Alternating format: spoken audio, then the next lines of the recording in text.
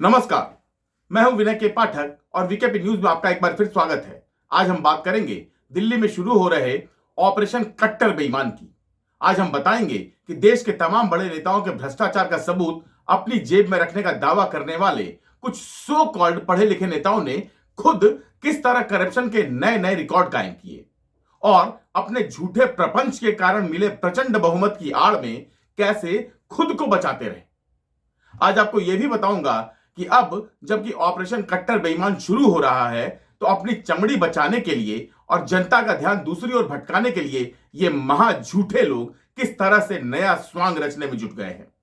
ईमानदारी की दुहाई देकर बेईमानी करने वाले यानी कंबल ओढ़कर घी पीने वाले भ्रष्टाचार के इन आरोपियों की एक एक चाल के बारे में आपको बताऊंगा। लेकिन इसके पहले कि हम आगे बढ़े, आपसे रिक्वेस्ट है कि प्लीज हमारे चैनल को सब्सक्राइब कर लीजिए और बेल आइकन भी दबा दीजिए ताकि मैं जब भी अगला बुलेटिन डालूं तो आपको उसकी जानकारी तत्काल मिल जाए। अगर बुलेटिन पसंद आए तो प्लीज इसे लाइक करके अपने दोस्तों के बीच शेयर भी कर दीजिए। साथ ही कमेंट सेक्शन में टिप्पणी करके हमें यह भी बताइए कि आपको हमारा बुलेटिन कैसा लगा और इस बुलेटिन के संबंध में आपका क्या विचार है। तो हम बात कर रहे थे दिल्ली में आज से शुरू हो रहे ऑपरेशन कट्टर बेईमान की। देश में नई तरह की राजनीति लाने का दावा करने वाले महा घोटालेबाज अरविंद केजरीवाल, उनके सहयोगी मनीष सिसोदिया, सत्येंद्र जैन और कुछ दूसरे सहयोगियों का गला कैसे ऑपरेशन कट्टर बेईमान में फंसने वाला है और यह सब होने वाला है इनके करप्शन का कच्चा चिट्ठा खोलने वाली सीएजी की 14 रिपोर्ट से। एक दो नहीं, 14 रिपोर्ट से, जिनको नई सीएम रेखा गुप्ता ने विधानसभा में पेश कर दिया है। आपकी अनुमति से राष्ट्रीय राजधानी क्षेत्र दिल्ली सरकार से संबंधित भारत के नियंत्रक एवं महालेखा परीक्षक का दिल्ली में शराब के विनियम और आपूर्ति पर निष्पादन लेखा परीक्षा प्रतिवेदन वर्ष 2024 का प्रतिवेदन संख्या नंबर 1 की प्रतियां सदन पटल पर प्रस्तुत करती हूं। इन 14 रिपोर्ट्स में प्राथमिक आधार पर हजारों करोड़ रुपए का घोटाला होने की बात कही जा रही है। सिर्फ शराब घोटाले पर बनी सीएजी रिपोर्ट में ही 2000 करोड़ रुपए से अधिक का घोटाला होने की बात कही जा रही है। इसी से अंदाजा लगाया जा सकता है कि अलग अलग विषयों पर या कहिए अलग अलग घोटालों पर बनी सीएजी की 14 रिपोर्ट में कुल कितने हजार करोड़ रुपए के घोटाले की बात सामने आ सकती है।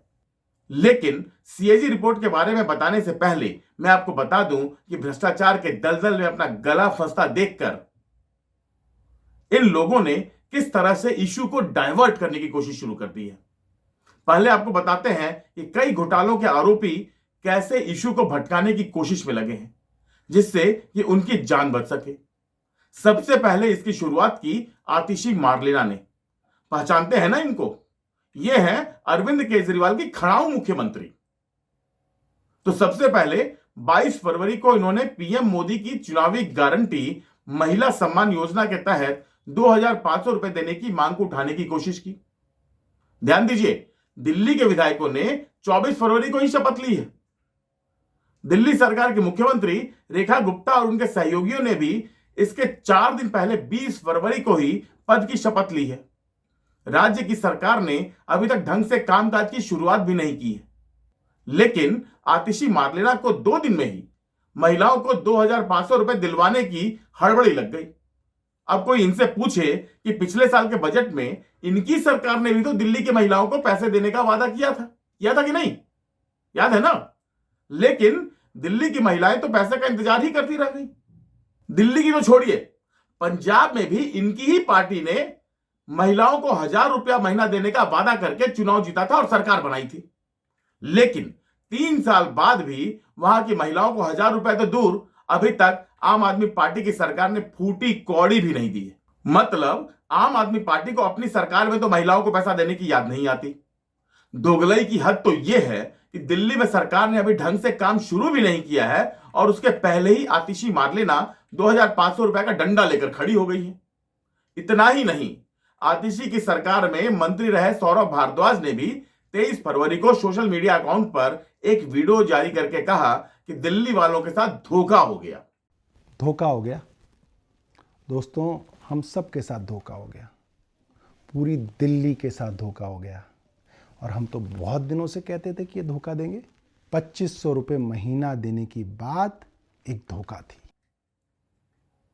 इसके अगले ही दिन यानी 24 फरवरी को दिल्ली विधानसभा के सत्र की शुरुआत हुई। आम आदमी पार्टी को डर था कि पहले दिन ही दिल्ली की बीजेपी सरकार ऑपरेशन कट्टर बेईमान शुरू कर देगी। इसलिए पहले ही दिन आतिशी मार्लेना के नेतृत्व में आम आदमी पार्टी के विधायकों ने एक झूठा आरोप लगाकर हंगामा शुरू कर दिया। आरोप था कि मुख्यमंत्री कार्यालय से बीजेपी ने बाबा साहब अंबेडकर और भगत सिंह की पहले से लगी तस्वीर हटाकर न केवल दलितों का अपमान किया है बल्कि सिखों का भी अपमान किया है। आम आदमी पार्टी ने बाकायदा एक आधी अधूरी तस्वीर भी जारी की जिसमें महात्मा गांधी की तस्वीर के साथ राष्ट्रपति द्रौपदी मुर्मू और प्रधानमंत्री नरेंद्र मोदी की फोटो लगी हुई दिख रही है। हां, इस तस्वीर में बाबा साहब अंबेडकर और भगत सिंह की तस्वीर कहीं नजर नहीं आ रही है। और इसी तस्वीर के आधार पर आम आदमी पार्टी देर तक हंगामा करती रही। खुद दिल्ली की जनता की ओर से लतियाकर विधानसभा से बाहर किए गए कई घोटालों के आरोपी अरविंद केजरीवाल ने भी सोशल मीडिया पर आतिशी की पोस्ट को रीट्वीट करते हुए कहा कि दिल्ली की नई बीजेपी सरकार ने बाबा साहेब की फोटो हटाकर प्रधानमंत्री मोदी जी की फोटो लगा दी। यह सही नहीं है। इससे बाबा साहब के करोड़ों अनुयायियों को ठेस पहुंची है। केजरीवाल जी आगे लिख रहे हैं कि मेरी बीजेपी से प्रार्थना है कि आप प्रधानमंत्री जी की फोटो लगा लीजिए, लेकिन बाबा साहेब की फोटो तो मत हटाइए, उनकी फोटो लगी रहने दीजिए। इसके जवाब में बीजेपी ने मुख्यमंत्री कार्यालय की पूरी तस्वीर जारी कर दी। इस तस्वीर में ध्यान दीजिए। मुख्यमंत्री के कमरे में राष्ट्रपिता महात्मा गांधी, राष्ट्रपति द्रौपदी मुर्मू और प्रधानमंत्री मोदी की तस्वीर जरूर लगी हुई है, लेकिन इसी कमरे में सरदार भगत सिंह और बाबा साहब अंबेडकर की तस्वीर भी पूरे सम्मान के साथ लगाई गई है। देख रहे हैं ना आम आदमी पार्टी का झूठ। गजब का झूठा आदमी है ये केजरीवाल, और उससे भी बड़ी झूठी है उसकी पूरी आम आदमी पार्टी। अपने कार्यकाल में तो इन्होंने कभी भी राष्ट्रपिता, राष्ट्रपति और प्रधानमंत्री का सम्मान नहीं किया। उनकी तस्वीर कभी अपने कार्यालय में नहीं लगाई। अपनी सरकार बनते ही मुख्यमंत्री कार्यालय से महात्मा गांधी तक की तस्वीर को उठाकर बाहर कर दिया। लेकिन अब यह बीजेपी सरकार पर एक आधी अधूरी तस्वीर के सहारे झूठा आरोप लगाने की कोशिश कर रही है। ऑपरेशन कट्टर बेईमान के बारे में बताने के पहले आपको इन लफाड़ियों के बारे में एक और बात जाननी चाहिए। जरा इस तस्वीर को देखिए। यह तस्वीर भी मुख्यमंत्री कार्यालय की ही है, जहां मुख्यमंत्री की कुर्सी पर कुछ दिन पहले तक दिल्ली की सुपर मुख्यमंत्री रह चुकी सुनीता केजरीवाल बैठी हुई हैं। यह तस्वीर उस समय की है जब खुद को कट्टर ईमानदार कहने वाले अरविंद केजरीवाल शराब घोटाले के आरोप में जेल में बंद थे। इस तस्वीर में बाबा साहब अंबेडकर और भगत सिंह के बीच घोटालेबाज अरविंद केजरीवाल की तस्वीर को इस तरह से लगाया गया है ताकि केजरीवाल को इन दोनों महापुरुषों की बराबरी में खड़ा किया जा सके। इन दोनों महापुरुषों का असल अपमान तो यह है क्योंकि ऐसा करके शराब घोटाले के मुख्य आरोपी को उनके बराबर खड़ा करने की कोशिश आम आदमी पार्टी ने की थी। खैर, अब बात करते हैं ऑपरेशन कट्टर बेईमान की। आम आदमी पार्टी की सरकार भले ही भ्रष्टाचार खत्म करने और सभी भ्रष्टाचारियों को जेल में पहुंचाने का सपना दिखाकर पहले दिल्ली की और फिर बाद में पंजाब की सत्ता में आई, लेकिन सत्ता में आने के कुछ दिन बाद से ही इन पर करप्शन के आरोप लगने लगे। शराब घोटाला से लेकर टेंडर घोटाला तक और ट्रांसपोर्ट घोटाले तथा शीश महल घोटाला से लेकर मोहल्ला क्लिनिक की आड़ में मेडिकल घोटाला करने तक के आरोप आम आदमी पार्टी और उनके नेताओं पर चिपकते चले गए।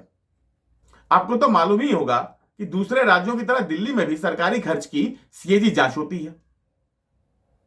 दिल्ली में भी हुई, लेकिन करप्शन के आरोपों में गले तक डूबी आम आदमी पार्टी की सरकार कभी भी सीएजी की रिपोर्ट को विधानसभा में पेश करने की हिम्मत नहीं जुटा सकी। एक एक करके सीएजी की 14 रिपोर्ट इकट्ठी हो गई। एक दो रिपोर्ट नहीं, 14 रिपोर्ट इकट्ठी हो गई, लेकिन आम आदमी पार्टी की सरकार उनको पेंडिंग बॉक्स में ही रखती गई, कभी भी विधानसभा में पेश नहीं किया, क्योंकि इसको विधानसभा में पेश करते ही केजरीवाल एंड पार्टी के करप्शन का पूरा कच्चा चिट्ठा सबके सामने आ जाता। लेकिन अब बीजेपी न केवल सीएजी की सभी 14 रिपोर्ट को विधानसभा में रख रही है, बल्कि वित्तीय गड़बड़ियों की जांच के लिए एसआईटी का भी गठन करने जा रही है। मतलब साफ है कि आम आदमी पार्टी के सो कॉल्ड कट्टर ईमानदार नेताओं के घोटाले की एक एक पोल खुलने जा रही है, जिससे उनकी मुसीबत बढ़ने की बात लगभग तय हो गई है। यही कारण है कि जेल जाने के डर से हांफते कांपते केजरीवाल और उनका गैंग लगातार इस कोशिश में जुटा हुआ है कि किसी भी तरह दिल्ली की सरकार पर इतना दबाव बना दिया जाए जिससे कि आम आदमी पार्टी के करप्शन से लोगों का ध्यान हट जाए।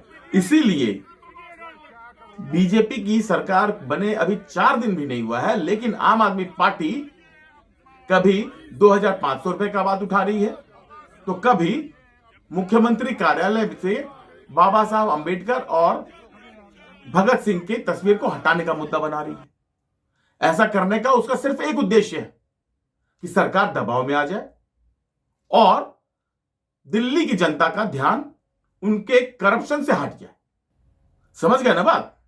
ये जितना हंगामा आम आदमी पार्टी कर रही है उसका सिर्फ एक उद्देश्य है कि दिल्ली की जनता का ध्यान भटकाया जा सके। खैर, आम आदमी पार्टी के करप्शन और उसके द्वारा पहले दिन से ही हंगामा शुरू करने की कोशिश के संबंध में आप क्या सोचते हैं, इस बारे में कमेंट सेक्शन में टिप्पणी करके हमें जरूर बताइएगा। हमें आपकी टिप्पणी का इंतजार रहेगा। इस एपिसोड में इतना ही। जल्दी ही मिलते हैं किसी अन्य तड़कते फड़कते विषय के साथ। जाते जाते एक बार फिर आपसे आग्रह करूंगा कि अगर आपने हमारे चैनल को सब्सक्राइब नहीं किया है तो प्लीज हमारे चैनल को सब्सक्राइब कर लीजिए और बेल आइकन भी दबा दीजिए, ताकि मैं जब भी कोई न्यूज डालूं तो उसकी जानकारी आपको तत्काल मिल जाए। तो अब दीजिए इजाजत, जल्दी ही मुलाकात होती है। नमस्कार, जय हिंद, जय भारत।